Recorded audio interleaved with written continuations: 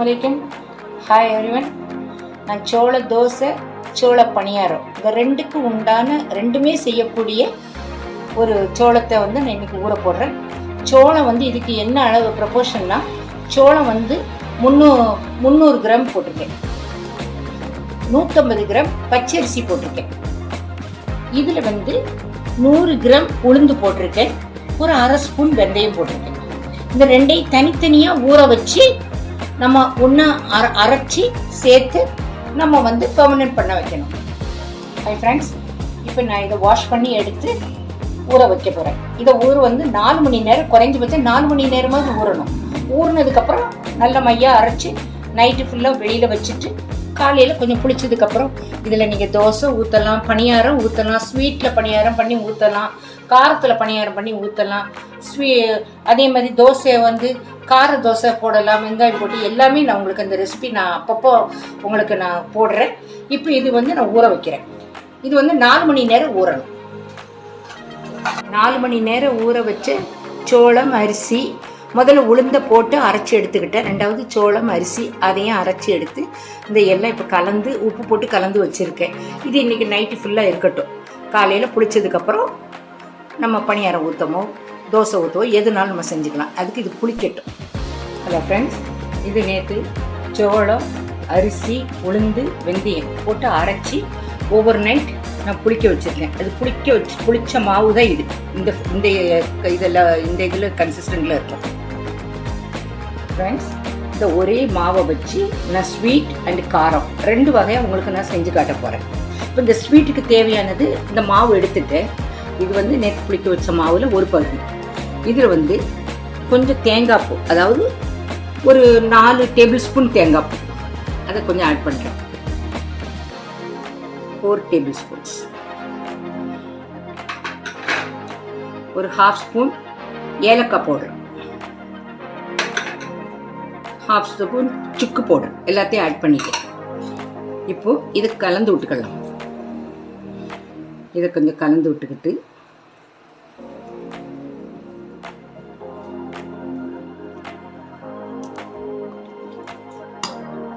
இந்த மாவுக்கு ஒரு 200 வெல்லம் போதும். இதுக்கு குறைய ஸ்வீட் கம்மியாக சாப்பிட்றவங்க கொஞ்சம் கம்மியாக சேர்த்துக்காங்க. அதை நான் அந்த வெல்லத்தை இலக்கி வடிகட்டி வச்சிருக்கிறேன். அதில் கொஞ்சம் தேவையான அளவு ஊற்றுறேன். பார்த்துக்கிட்டு ஊற்றிக்காங்க, ஏன்னா மாவு தண்ணியாக இடக்கூடாது.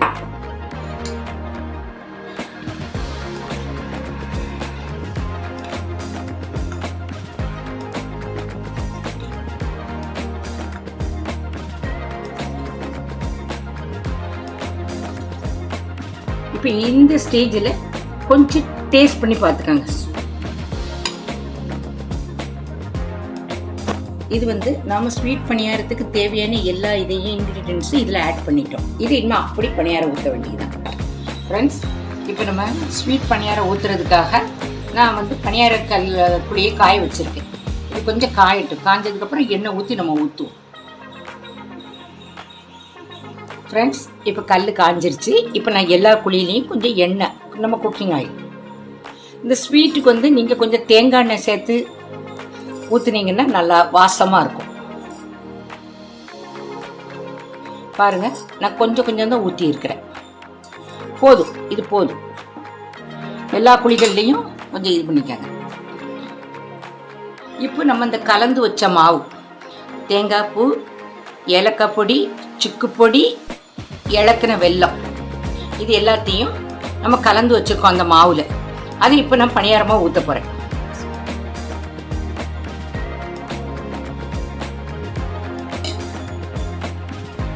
ஃப்ளேமை மீடியமாகவே வச்சுக்காங்க.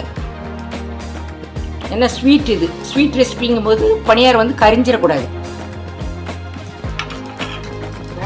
இப்போ நான் இதை திருப்பி போடுறேன் பாருங்கள். நல்ல பொறுமையாக இது பண்ணுங்க, ஏன்னா இது ஸ்வீட்டு டக்குன்னு பிழிஞ்சிடும். கொஞ்சம் நல்ல வெந்துக்கு ஃப்ளேமும் நல்ல மீடியமில் வச்சுக்காங்க. ஹை ஃப்ளேம் வச்சிடாதீங்க, அதேமாதிரி லோ ஃப்ளேமும் வைக்கிறாதீங்க, ஏன்னா பணியாரம் ஈவனாக வேகணும். ஸோ இப்படி கொஞ்சம் வெந்ததுக்கப்புறம் நம்ம திருப்பி போட்டுக்கலாம். இப்போ இதில் கொஞ்சம் எண்ணெய் அகெயின் ஆட் பண்ணுறேன். பாருங்க, எல்லாத்துலேயும் படுற மாதிரி கொஞ்சம். இதுக்கு அவ்வளோ எண்ணெயெல்லாம் செல்லாகாது, கொஞ்சமாக தான் நம்ம எண்ணெய் விடுறோம், போதும். ஃப்ரெண்ட்ஸ், இப்போ நல்ல பணியாரம் வெந்து வந்துட்டு இப்போ இந்த ஸ்டேஜில் நம்ம எடுத்துடலாம். எடுத்து வச்சுக்கலாம். ஃப்ரெண்ட்ஸ் பாருங்க, இதுதான் நம்ம ஸ்வீட் பணியாரம் நல்ல பர்ஃபெக்டாக வெந்து எடுத்து வச்சிருக்கிறோம். ஓகே, நான் தேவையான இன்க்ரீடியன்ஸ் சொல்லிடுறேன். கடுகு ஒரு ஸ்பூன், கடலைப்பருப்பு 1 ஸ்பூன், உளுத்தம்பருப்பு 1 ஸ்பூன், ஒரு பச்சை மிளகாய் ஃபைனாக கட் பண்ணி வச்சுருக்கிறேன், ஒரு ஆனியன், ஒரு பெரிய வெங்காயத்தை ஃபைனாக கட் பண்ணி வச்சுருக்கேன், ஒரு சின்ன பீஸ் ஜிஞ்சர் அதை கட் பண்ணி வச்சுருக்கேன், கொஞ்சம் ஃப்ரெஷ்ஷான கருவேப்பிலை. அதுக்கு நான் ஸ்டவ்வை பற்ற வச்சு கடாயை ஆன் பண்ணிக்கிறேன். இப்போ கடாயை ஆன் பண்ணியிருக்கேன். இப்போ இதில் கொஞ்சம் அந்த தாளிப்புக்கு தேவையான எண்ணெய் ஒரு 2 ஸ்பூன். இப்போ பாருங்க, ஃபஸ்ட்டு நம்ம எடுத்து வச்ச கடுகை போடுறேன்.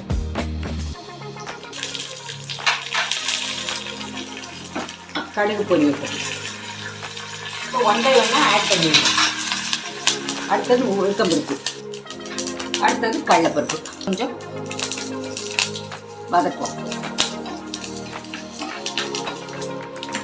இப்போ நம்ம போட்ட கடுகு, உளுத்தம்பருப்பு, கடலைப்பருப்பு நல்லா செவந்து வந்துடுது. இந்த டைமில் பச்சை மிளகாய் ஆட் பண்ணிடுவோம். பச்சை மிளகாய் அதையும் போட்டு லேசாக ஒரு கலரிக்கணும். இதை நம்ம எடுத்து வச்சு கட் பண்ணி வச்ச இஞ்சி, வெங்காயம் இதையும் நம்ம ஆட் பண்ணிப்போம்.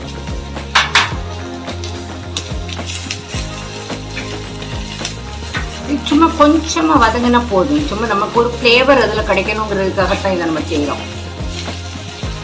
இன்னொன்று வாயில் கடிபட்டுக்கு சாப்பிட நல்லா இருக்கும் இதெல்லாம்.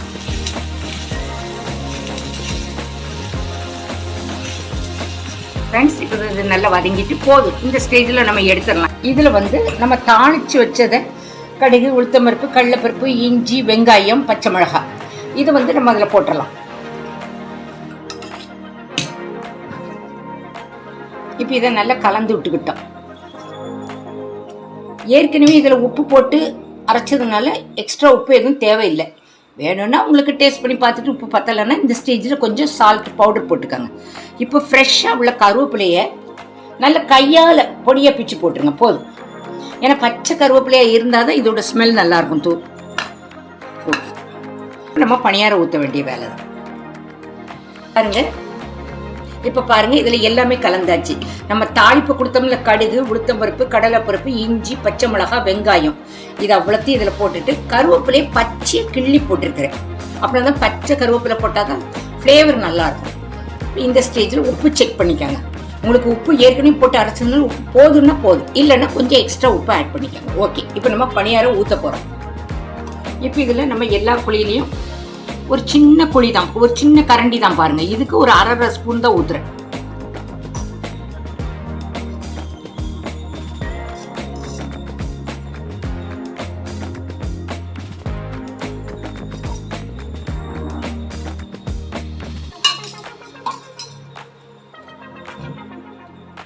இந்த எண்ணெய் கொஞ்சம் காயட்டும்.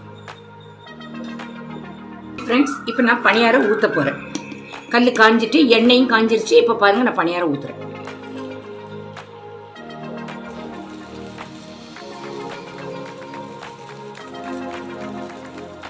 ஃப்ரெண்ட்ஸ், இப்போ பாருங்க, இது எல்லாம் நல்லா சுற்றி வெந்து வந்துட்டு நடுவில் மட்டும் மாவு இருக்கு. இப்போ இந்த டைமில் இப்படி மெதுவாக பொறுமையாக திருப்புங்க. பொறுமையாக இருக்கு. ஒவ்வொரு பணியாரத்தையும் நல்ல பொறுமையாக வெந்ததுக்கப்புறம் திருப்புங்க. அப்படின்னா தான் உங்களுக்கு பணியாரம் பிஞ்சு போகாமல் வரும். இப்போ எல்லாத்தையும் பெரட்டி போட்டாச்சு. இப்போ இதில் பழையபடி கொஞ்சம், அது முதல்ல நம்ம ஊற்றின மாதிரி கொஞ்சம் கொஞ்சம்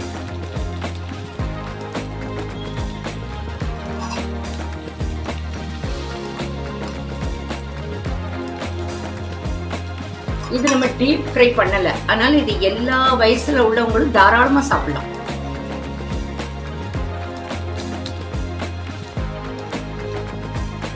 பணியாரம் எல்லாம் நல்லா வெந்துருச்சு. இப்போ இதை ஒன்னொன்னா எடுத்துருவோம். ஃப்ரெண்ட்ஸ், நாம ஒரே மாவை வச்சு 2 டிஷ் பண்ணியிருக்கோம். ஒன்று ஸ்வீட், ஒன்று காரம். இப்போ இது நான் ஆல்ரெடி சொன்ன மாதிரி ஸ்வீட்டு, இது காரம். இந்த ரெண்டையும் சாப்பிட்டு டேஸ்ட் பண்ணுங்க, நல்லா இருக்கும். காரத்துக்கு வந்து நீங்க சைட் டிஷ்ஷா தக்காளி சட்னி வச்சுக்கலாம், தேங்காய் சட்னி வச்சுக்கலாம். எது வச்சு தக்காளி சட்னி தேங்காய் சட்னி இதுக்கு நல்லா கரெக்டா ஆப்டா பொருந்தும்.